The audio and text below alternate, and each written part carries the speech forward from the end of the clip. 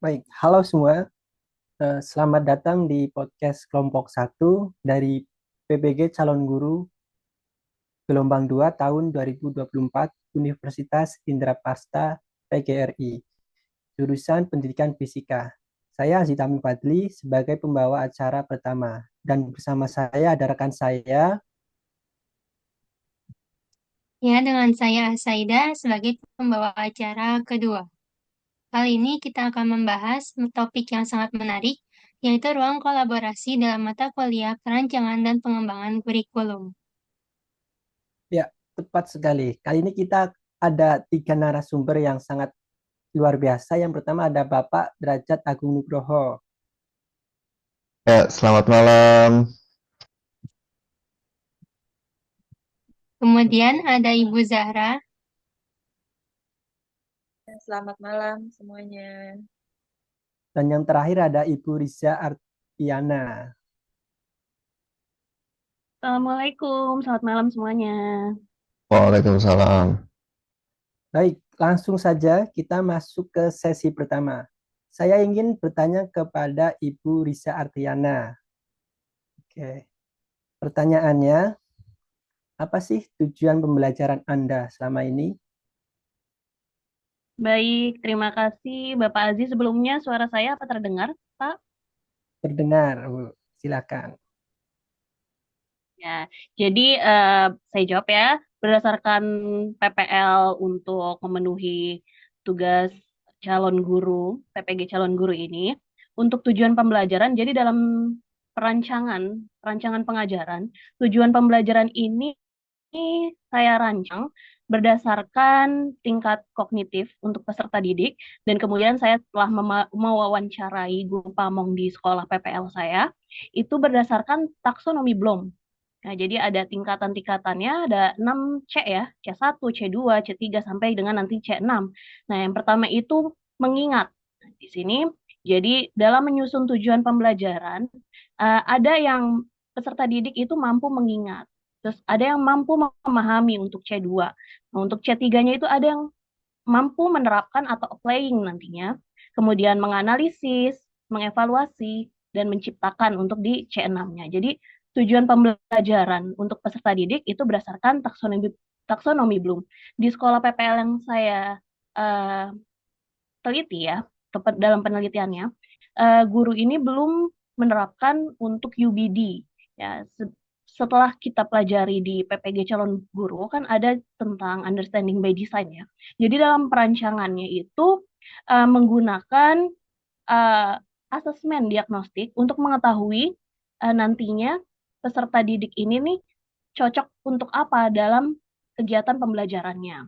Jadi tujuan pembelajaran ini disesuaikan dengan taksonomi Bloom, kemudian nanti akan disesuaikan dengan asesmen itu sendiri.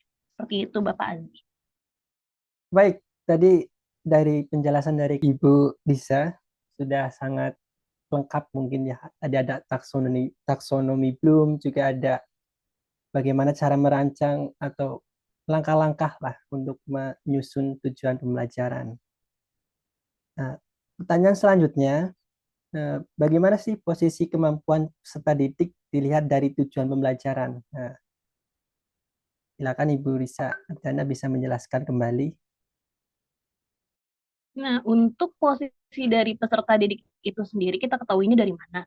Tentunya kita ada yang namanya asesmen diagnostik ya tadi seperti saya bilang di awal itu. Jadi mengetahui tingkat kognitif dan latar belakang untuk peserta didik itu sendiri. Atau mungkin secara sederhananya dari nilai ulangan-ulangan atau nilai-nilai harian dalam kesehariannya. Eh, Misalnya kita mau di materi apa gitu ya.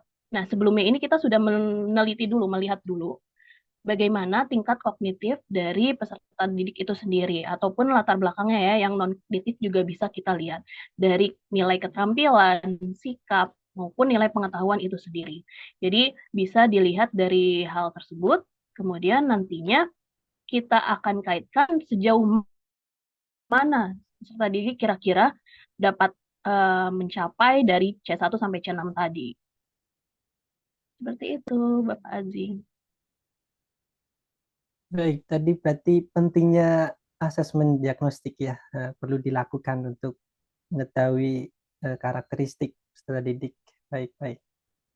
Masih Ya, ada betul. pertanyaan, mengapa sih tujuan pembelajaran, mengapa tujuan pembelajaran seperti itu? Ya, bagaimana ini? Nah, iya, mengapa sih tujuan pembelajaran seperti itu? Jadi ada sasarannya ya pada peserta didik itu sendiri, terus ada kemampuannya tadi, ada yang mengingat, memahami, apakah mereka sudah mampu menciptakan, sudah mampu menganalisis. Nah, itu kan ada bagian-bagiannya. Dan itu juga dikaitkan dengan materi pembelajaran yang akan kita ajarkan. Misalnya, rencananya seperti apa gitu ya. Tadi kan kita sudah asesmen diagnostik, kita tahu karakteristik dari peserta didik itu sendiri. Nah, kira-kira nih dalam satu kelas ini nih cocok nggak untuk tujuan pembelajaran misalnya tiba-tiba menciptakan, padahal mereka ini belum cocok untuk menciptakan. Jadi mereka harus dari C1 dulu tadi, mengingat, memahami. Nah, jadi kaitannya mungkin seperti itu, Bapak. Baik, jadi tujuan pembelajaran harus disesuaikan ya, berarti. Oke, Ya, betul. selanjutnya tentukan unjuk kinerja dari 6 unjuk kerja. Nah, seperti itu. Dan apa kriteria yang akan Nah, dinilai untuk dipahami? oke. Nah, tadi kan ada 6 taksonomi belumnya ya. C1 sampai C6. Nah, bagaimana sih unjuk kerjanya gitu? Kalau misalnya mengingat. Mengingat itu kan berarti kita hanya fokus untuk menghafal ya, Pak Azim.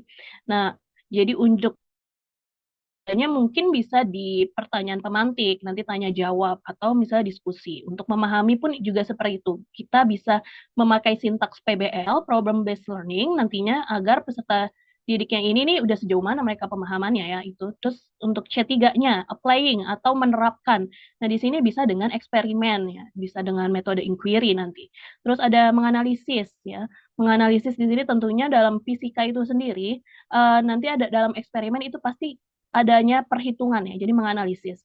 Nah, terus kemudian mengevaluasi, nah memberikan kesimpulan dan bisa mempresentasikannya kembali di sini.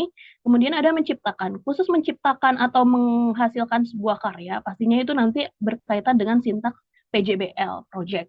Jadi di sini peserta didik tidak hanya memahami konsep, namun mereka juga bisa menghasilkan suatu produk atau menciptakan. Nah, di sini makanya ada di tingkat ke atas. Jadi menciptakan itu adalah di tingkat ke-6 untuk puncaknya peserta didik itu sendiri dapat menghasilkan suatu produk dari pembelajarannya sehingga nanti pembelajaran itu menghasilkan makna tersendiri untuk peserta didik. Baik, Ya, mungkin penjelasannya mungkin sudah sangat-sangat jelas. Nah, jadi harus bertahap mungkin ya. Jadi 1 sampai 6 iya katanya. betul. Iya. Oke. Terima kasih untuk Ibu Riris. Nanti sambung kembali. Oke, sama-sama Bapak Aziz. Terima kasih kembali. Baik, selanjutnya untuk pertanyaan untuk Bapak Derajat. Nah, pertanyaannya, bagaimana caranya mengubah pemikiran untuk melibatkan semua peserta didik dalam ide-ide besar dan melakukan unjuk kinerja? Iya, baik. Terima kasih Pak Azi atas pertanyaannya. Nah, jadi selama pembelajaran itu tadi kan sebelumnya Ibu Riris sudah sempat mention bahwa tujuan pembelajaran itu dimulai dari C1 baru hingga nanti akhirnya ke C6 gitu. Itu salah satu contoh yang baik. Jadi agar bisa mengubah pemikiran peserta didik sehingga akhirnya dia bisa memunculkan ide-ide besar, pertama dia harus paham terlebih dahulu dasar-dasarnya. Jadi kita sebagai guru, kita harus bisa menjadi fasilitator dengan memberikan contoh-contoh yang sederhana. Nah, jika peserta didik sudah memahami dasarnya, antusias, dan fokus dengan gurunya, mereka akan memiliki rasa keingin-tahuan yang lebih tinggi lagi, biasanya seperti itu. Dan dengan contoh-contoh sederhana tersebut, itu seluruh peserta didik harusnya bisa menanggapinya dengan baik. Untuk peserta didik yang masih low, medium, ataupun yang sudah high sekalipun, mereka pasti bisa menjawab pertanyaan-pertanyaan yang contoh-contohnya itu tadi masih sederhana gitu. Baik, jadi dimulai dari contoh-contoh sederhana agar semua peserta didik mampu memahami seperti itu ya. Oke. Lanjut ke pertanyaan yang kedua. situasi apa saja yang dapat melibatkan peserta didik untuk membuat ide-ide besar, segera menarik, konkret, dan sangat penting. Gitu. Jadi peserta didik ya, apalagi kalau kita membicarakan tentang peserta didik SMA, berdasarkan hasil wawancara saya dengan kepala sekolah atau praktisi pendidikan yang udah punya pengalaman bertahun-tahun menghadapi peserta didik, beliau berkesimpulan bahwa anak SMA itu punya harga dirinya sendiri.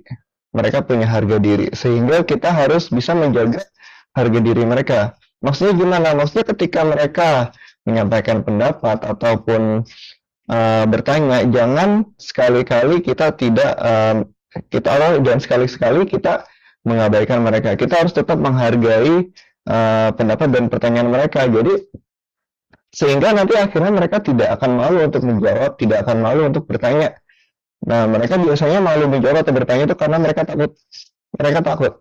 Mereka takut salah atau malu untuk dimarahi. Jadi anak SMA itu dia sudah punya gengsi lah istilahnya.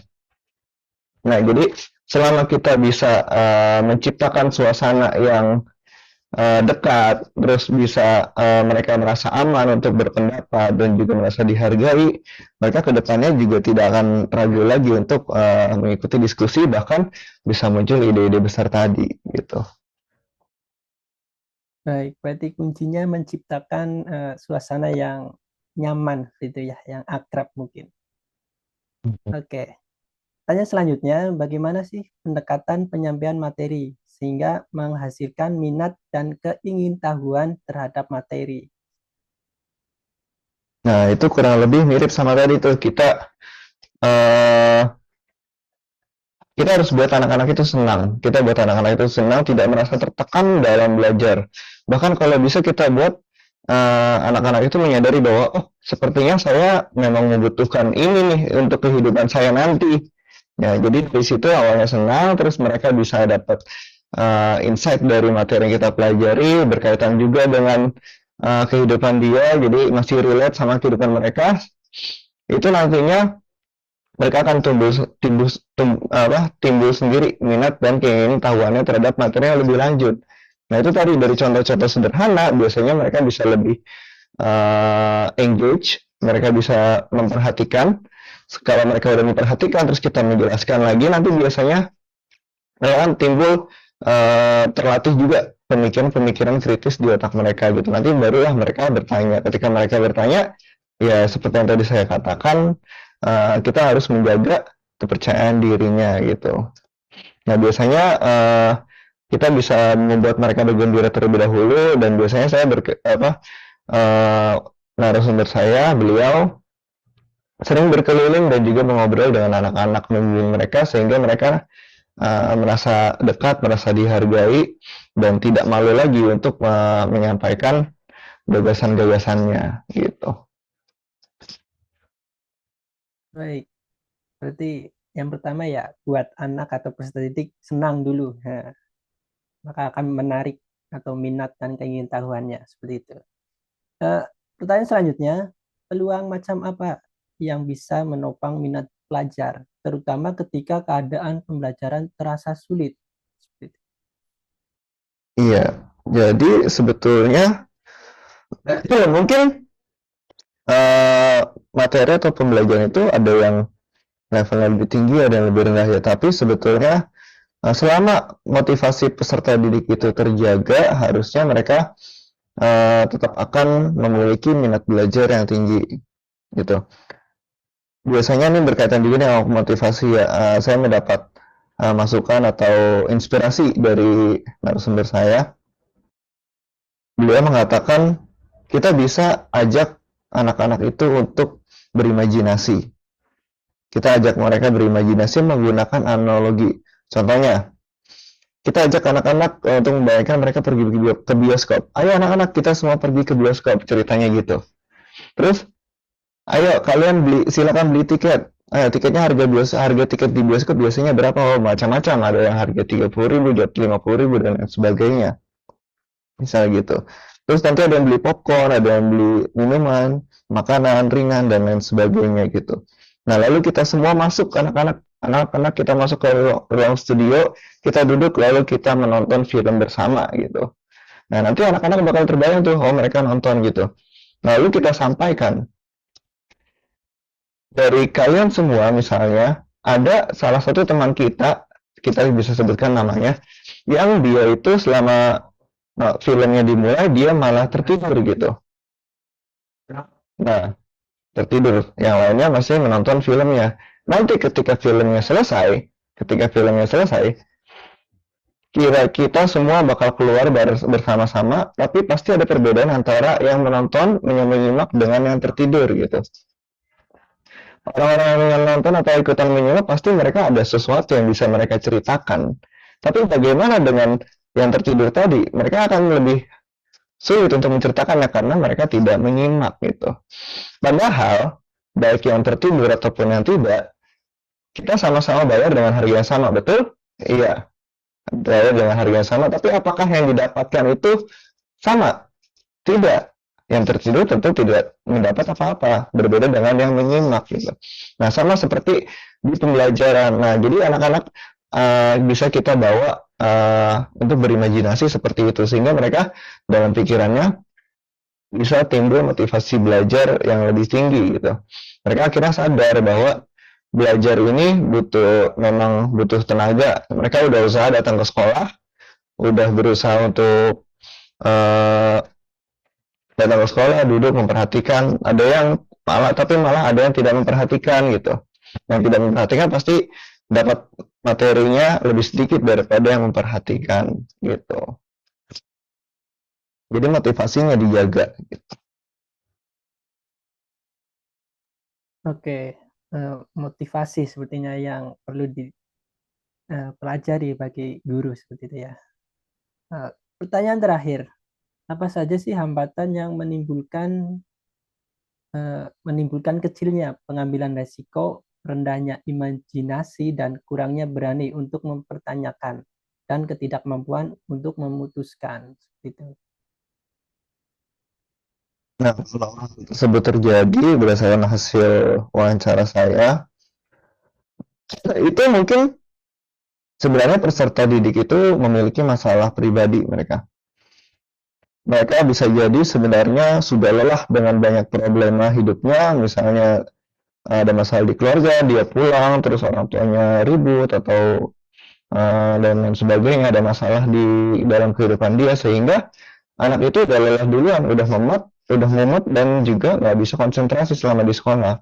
Nah, jika hal tersebut terjadi, peran kita sebagai guru itu harus bisa menjadi teman atau sahabatnya. Tapi jangan sampai kita ini menjadi kayak detektif doang gitu, tapi kalau bisa menjadi teman gitu. Jadi kenapa harus menjadi teman atau sahabat? Biar mereka itu merasa punya sandaran, merasa punya tempat cerita yang enak gitu buat dia, bisa walaupun nggak menyelesaikan permasalahan dia, tapi setidaknya peserta didik merasa mereka bisa meluapkan emosinya melalui cerita itu. Nah, selain permasalahan tersebut, penyebab lain yang menimbulkan peserta didik demikian adalah karena dia sering disalahkan atau sering dibandingkan misalnya, sehingga hilang kepercayaan dirinya, sehingga kita perlu memberikan dia kepercayaan diri, bisa melalui berbagai cara, salah satunya melalui analogi lagi, agar dia bisa berpikir dan tersentuh hatinya, sehingga dia bisa membentuk kepercayaan dirinya sendiri. Misal dicontohkan seperti di sini ada 5 jari, kita memiliki 5 jari, ibu jari, telunjuk, jari tengah, jari manis, dan jari kelingking. Kalau misalnya kita memiliki cincin berlian atau emas perhiasan, bisa ditaruh di jari mana? Di jari manis. Kenapa nggak bukan di jari jempol? Kenapa bukan di jari? Padahal ini jari yang paling besar. Nah, karena memang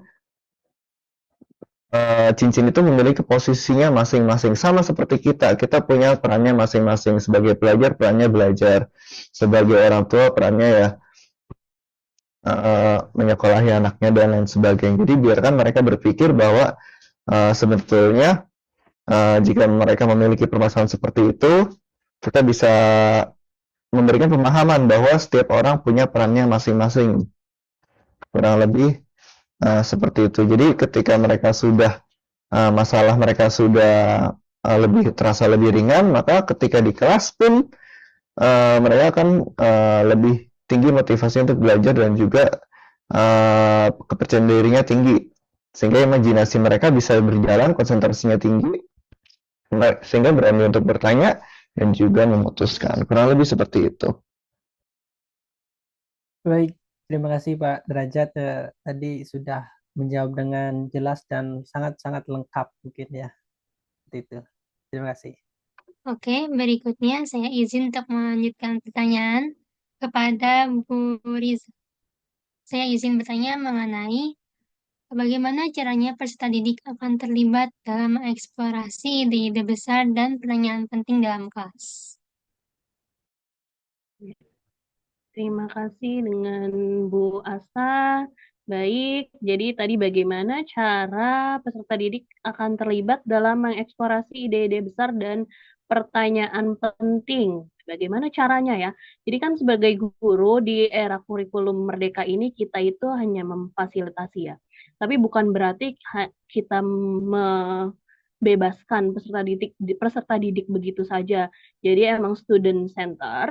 Cuman kita memfasilitasi, nah bagaimana nih supaya peserta didik mengeksplorasi ide-ide besar.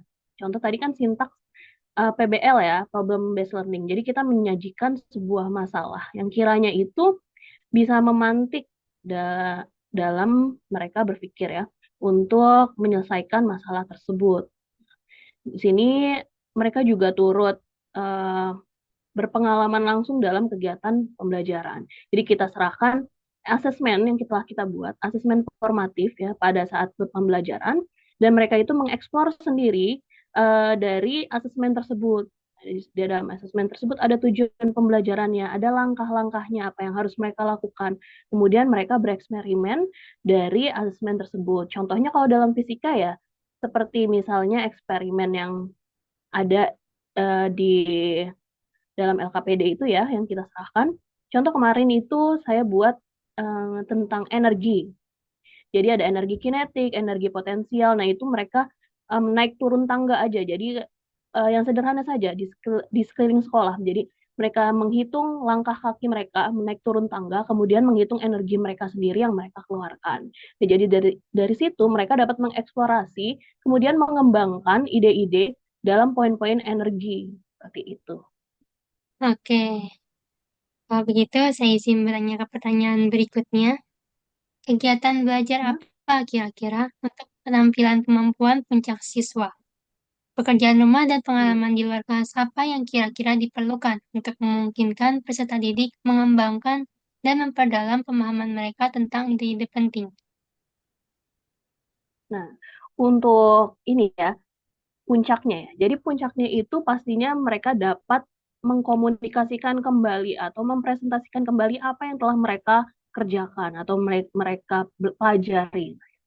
Nah, di sini tadi kan saya kasih contoh mengenai PBL ya, Problem Based Learning. Kalau misalnya puncaknya itu juga bisa di project.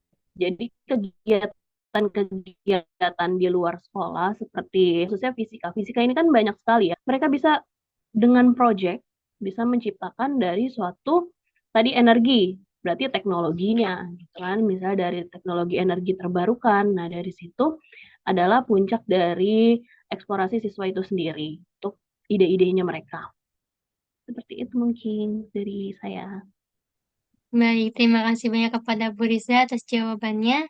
Berikutnya, untuk pertanyaan selanjutnya saya serahkan kepada Pak Azi. Baik, masih untuk pertanyaan kepada Bu Risa ya. Pertanyaannya, bagaimana peserta didik akan dipandu untuk memikirkan kembali pemahaman mereka tentang ide-ide penting? Seperti itu. Oke. Nah, dari sini melakukan tadi ya kegiatan pembelajaran, tentunya itu juga dengan kolaborasi ya. Jadi nggak mungkin proyek mereka sendirian, individu. Kalau misalnya individu itu pasti memakan waktu yang lama karena butuh manajemen waktu dan manajemen pribadi atau diri ya, energi. Nah itu nantinya menghasilkan suatu produk yang telah mereka ciptakan atau mereka dapat mengkomunikasikan kembali dari pembelajaran yang mereka telah lalui. Nah, di sini di endingnya itu setelah asesmen sumatif, kita mengetes mereka ya dari apa yang telah dipelajari. Bisa dites, bisa enggak, tapi kalau saya memilih untuk mengadakan post-test atau asesmen sumatif itu sendiri atau ulangan harian, penilaian harian. Dan di situ saya ingin mengetahui tingkat pencapaian mereka, apakah mereka sudah memenuhi dari tujuan pembelajaran yang telah saya berikan di awal. Nah, jadi bagaimana sih untuk mereka mendapatkan uh, apa nih tadi ya? Hmm, pemikiran kembali, pemahaman mereka ya tentang ide-ide penting, nah supaya agar lebih bermakna. Nah itu bagaimana pasti nanti ada refleksi, refleksi dari mereka sendiri. Jadi kita memberikan uh, refleksi untuk mereka apa aja sih yang telah kita pelajari pada hari ini, contoh-contoh konkret di dalam kehidupan sehari-hari, terus kemudian produk yang telah mereka hasilkan, itu pastinya akan bermakna untuk mereka sendiri dan tentunya tidak luput dari fungsinya apa sih kita belajar pelajaran materi ini. Baik, lanjut ke pertanyaan berikutnya. Bagaimana sih produk dan pertunjukan peserta didik dapat ditingkatkan melalui revisi berdasarkan penilaian diri dan umpan balik? Ya, seperti itu. Ya. Nah, jadi tadi sudah ada mereka sudah mengerjakan post-test ya, pastinya ada refleksinya, kemudian adanya remedial kalau misalnya mereka belum memenuhi persyaratan, dan adanya juga pengayaan. Nah, di pengayaan ini tentunya saya menggali kemampuan critical thinking dari peserta didik, yaitu dengan soal-soal HOTS ya. Jadi mereka yang sudah mampu melampaui tujuan pembelajaran. Nah, di sini pastinya mereka juga punya potensi yang akan bisa digali. Jadi mereka lebih dari yang lainnya. Jadi di situ saya memfasilitasi pengayaan untuk peserta didik itu sendiri. Dan nanti hasilnya kita bisa bandingkan dengan pembelajaran yang sebelumnya. Apakah sudah berhasil atau belum. Kemudian bisa juga nanti akan berkaitan dengan rancangan pembelajaran kita untuk yang selanjutnya. Jadi kalau misalnya mereka belum paham di materi ini, kita nggak bisa tuh lanjut. Nah, jadi kan mereka harus stay di materi yang mereka belum pahami. Kalau misalnya mereka remedialnya itu sudah tuntas, baru nanti mereka bisa lanjut ke materi sebelumnya. Jadi di sini ada penerapan teaching at the right level. Nah, jadi untuk kemampuan mereka yang sedang di bawah atau di atas. Nah, itu bisa dilihat dari umpan balik tadi ya, refleksi umpan balik dan remedial pengayaan. Baik, baik. Oke. Pertanyaan selanjutnya. Bagaimana peserta didik didorong untuk merenungkan pembelajaran dan kinerja mereka? Ya, baik. Saya akan menjawab bagaimana istilahnya ini kesadaran diri lah ya, kesadaran diri untuk peserta didik itu merenungkan kebermaknaan dari apa yang telah mereka pelajari. Biasanya kan kalau mereka pelajari ya udah itu dilalui aja. Mereka tidak meresapinya ya pembelajaran tersebut. Tadi Bapak Danu sudah bilang ya dengan analogi ya. Nah, itu analogi itu emang sangat penting untuk kebermaknaan dari sebuah proses pembelajaran. Dari situ kita bisa memberikan analogi-analogi mengenai keadaan sekitar kita, kemudian mengaitkannya dengan pembelajaran agar terpantik untuk mereka uh, memahami atau menyadari dari apa yang mereka pelajari ini itu bermanfaat nantinya untuk sekitar mereka atau enggak untuk sekitar mereka aja, tapi dari diri mereka sendiri. Seperti itu, Mbak. Baik, dari tadi analogi yang sederhana kemudian apa ya, dihubungkan dengan kehidupan sehari-hari mungkin ya seperti itu. Nah, selanjutnya Ya, betul. Ke sesi yang berikutnya, pertanyaan akan ditujukan kepada Ibu Zahra oleh Bu Asa nanti. Seperti itu. Baik, terima kasih Pak Azi. Untuk pertanyaan berikutnya akan saya teruskan kepada Ibu Zahra. Kepada Ibu Zahra, bagaimana caranya peserta didik dibimbing dalam penilaian diri, evaluasi diri, dan penyesuaian? Boleh diceritakan? Oke, baik. Bagaimana caranya, tadi saya ulangin, tanyanya, peserta didik dibimbing dalam penilaian diri, evaluasi diri, dan penyesuaian gitu ya.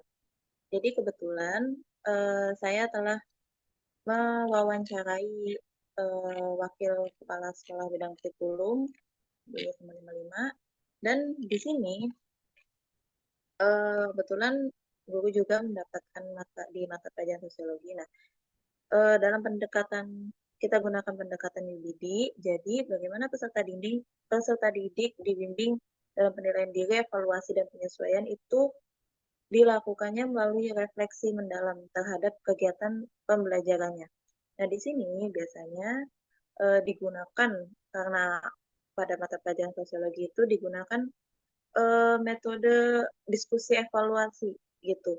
Jadi peserta didik itu diminta gimana sih ngeidentifikasiin kalian tuh sukanya di pelajaran bagian mananya gitu. Dari materi yang udah dibahas ini, kira-kira apa yang menurut kalian menarik gitu dan mungkin bisa dikembangkan lebih jauh gitu. Nah, dari situ selain itu juga bisa dikembangin cara lanjutannya agar belajarnya itu sesuai sama strategi belajar mereka. Misalnya kayak gini, dalam belajar sosiologi itu ketika mempelajari suatu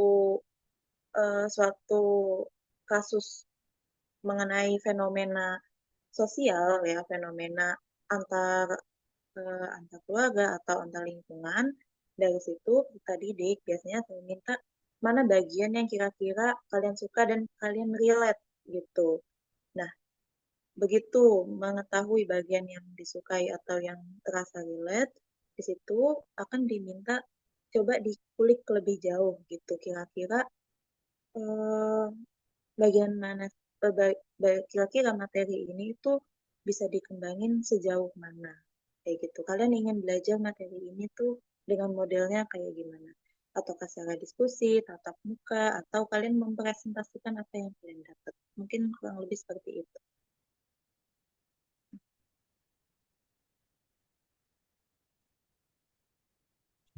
Baik, cara yang sederhana tapi efektif ya.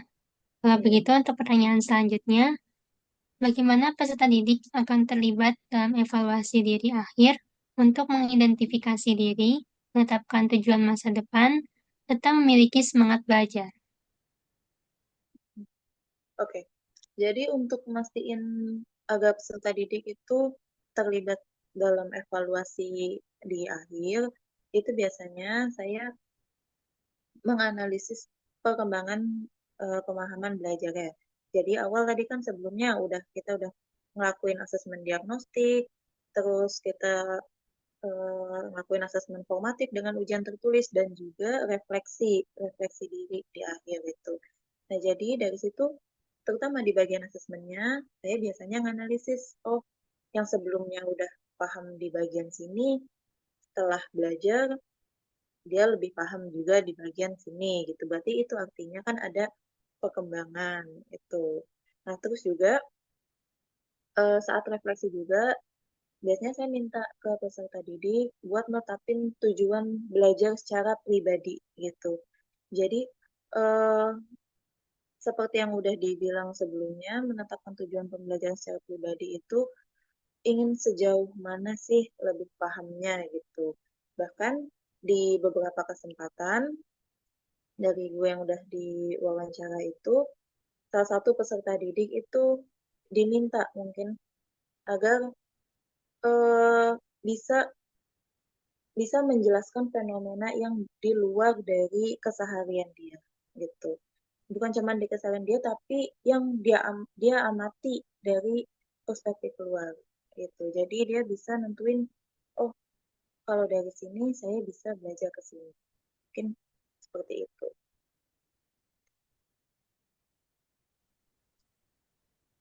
Oke, dengan cara seperti itu, semoga pendidikan bisa berkembang ya. Membicarakan mengenai perkembangan, bagaimana peserta didik akan dibantu untuk melihat dari apa yang telah mereka pelajari dan apa yang membutuhkan untuk penyempurnaan yang lebih lanjut, seperti tindakan lanjutnya, bisa dibilang. Oke, Kalau di kelas biasanya terutama selain pakai asesmen ya, selain pakai asesmen formatif segala macam, baru-baru ini di sekolah itu dikembangin yang namanya penelitian apa namanya proyek kemasyarakatan gitu. Jadi di sini bentuknya siswa itu di kelas itu diminta belajar di luar kelas. Maksudnya di luar kelas artinya nggak cuman hal-hal yang ada di sekitar masyarakat, tapi ngelakuin ngelakuin ke masyarakatnya langsung. Contohnya gini, dalam menganalisis interaksi di media sosial, ya, menganalisis interaksi di media sosial itu diminta peserta didik agar ngelakuin penelitian gimana sih gimana sih perbedaan interaksi antara di Instagram atau di Twitter atau di platform lain seperti TikTok itu. Jadi bukan cuman secara teoritis aja ngembangin, oh interaksi sosial tuh cuman gini-gini aja, tapi mengamati langsung di lapangan. Seperti itu.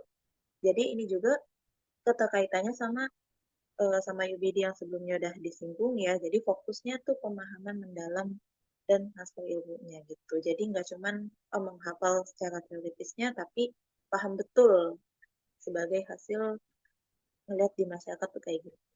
Begitu. Oke, untuk berikutnya pertanyaan terakhir untuk Bu Zahra.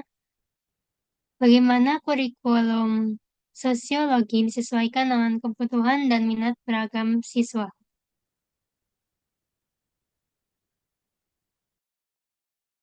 Oke, jadi kurikulum yang disesuaikan dengan kebutuhan dan minat beragam siswa itu biasanya mengaitkan materi pembelajaran dengan pengalaman nyata yang dialami di hidup mereka sehari-hari.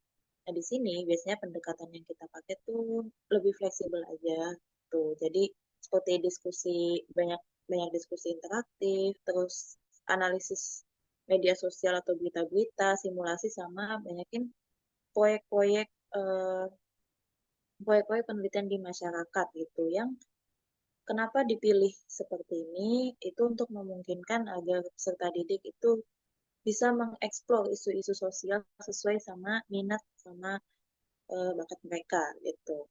Kalau berdasarkan bakat berarti merespon isunya itu berdasarkan dalam bentuk poster, dalam bentuk video itu jadi bisa kebentuk diferensiasi di situ. Nah, selain itu juga biasanya kita ngebebasin siswa ini buat milih gitu. Milih topik atau tugas atau proyeknya biar apa? Biar mereka tuh bisa lebih terlibat secara personal dalam pembelajarannya. Akan tapi di sini juga tetap harus sesuai sama tujuan pembelajaran yang udah kita tetapin di awal belajarnya gitu. Dan dalam kegiatan belajar itu juga materi yang diajarin tuh harus selalu dikaitkan dengan fenomena-fenomena sosial yang relevan. Jadi di sini tujuannya tuh bukan cuman paham secara teoritis aja, tapi bisa dipakai juga untuk analisis realitas di kehidupan sehari-hari. Seperti itu.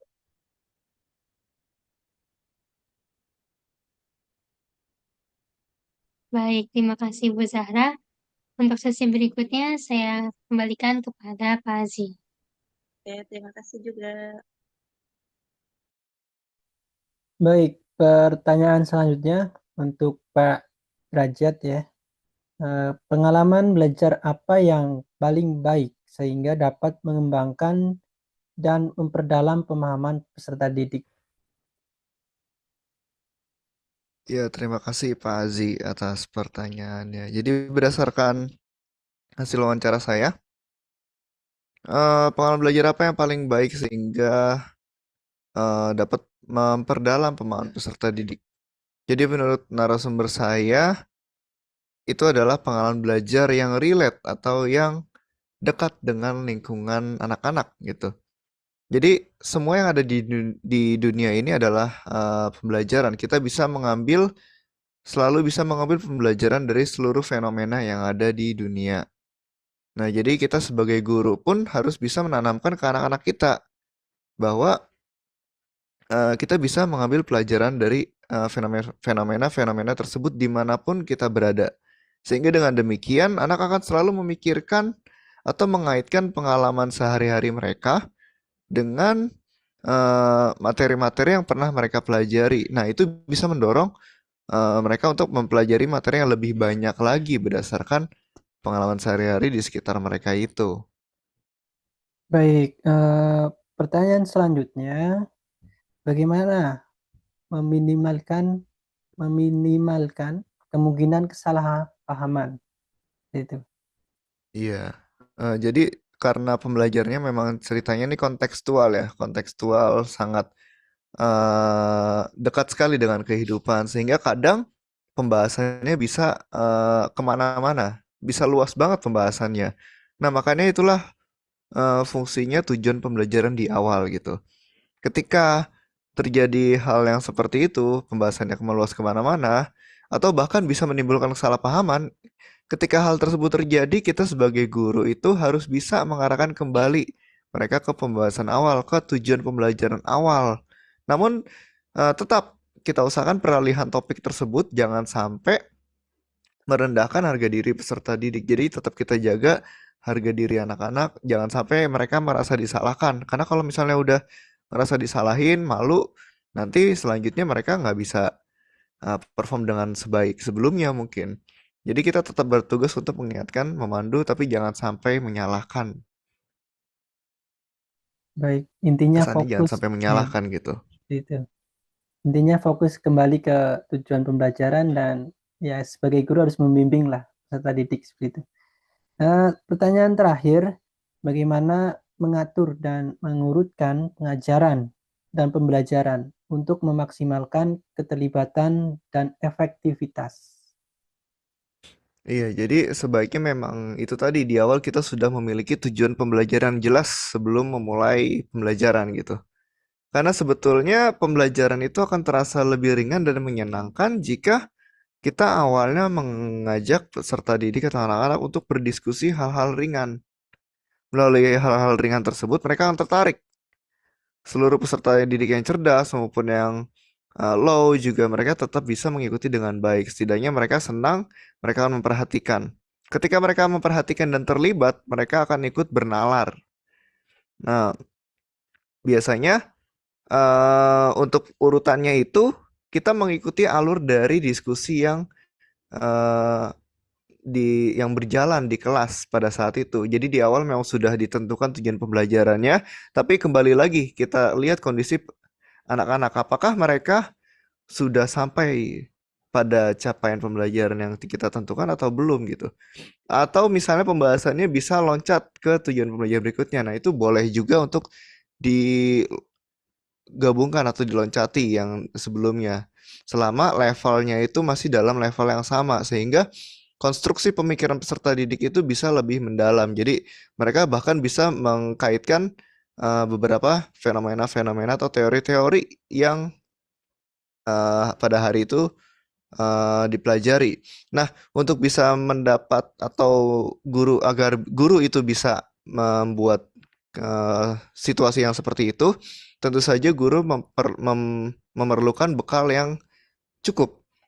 Bekal yang cukup itu seperti apa? Yaitu guru harus menguasai materi luar dalam, materi secara matang, dan juga guru harus bisa mengkorelasikan materi tersebut karena sudah paham luar dalam, sudah sangat memahami materi tersebut. Guru harusnya juga akan bisa mencari kaitan-kaitan materi tersebut dengan fenomena-fenomena yang ada di sekitar anak-anak gitu. Jadi pembelajaran akan terasa lebih ringan, tapi tetap berbobot bagi peserta didik. Nah, untuk urutannya itu tadi, melihat kembali kondisi kelas. Jadi yang penting kita bawa dari yang ringan lama-lama ke berat agar keterlibatan peserta didik itu meningkat. Dan juga tetap efektif apabila ketika tadi memang bisa dikaitkan dengan materi yang lainnya, kita bisa masuk ke materi lainnya dulu. Baru nanti kembali lagi ke tujuan pembelajaran yang sudah diurutkan di awal. Jadi tidak selalu mengurut sesuai dengan kurikulumnya.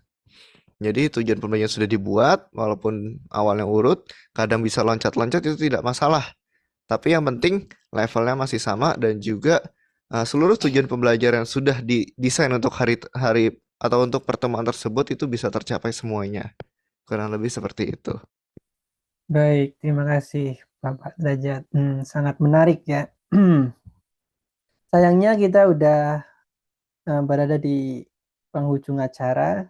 Terima kasih kepada narasumber kita yang luar biasa pada malam ini. Iya, terima kasih juga atas kesempatannya. Saya jadi bisa sharing ilmu yang saya dapatkan dari hasil wawancara saya dengan Bapak Denny selaku Kepala SMA Negeri 6 Jakarta. Itu tempat saya PPL kebetulan. Oke, berikutnya semoga diskusi kita kali ini bermanfaat bagi para pendengar semuanya. Terima kasih atas waktunya para narasumber kita hari ini. Sampai jumpa di episode berikutnya. Terima kasih Terima kasih. semuanya. Ya, terima kasih. Selamat malam dan sampai jumpa semuanya. Oke.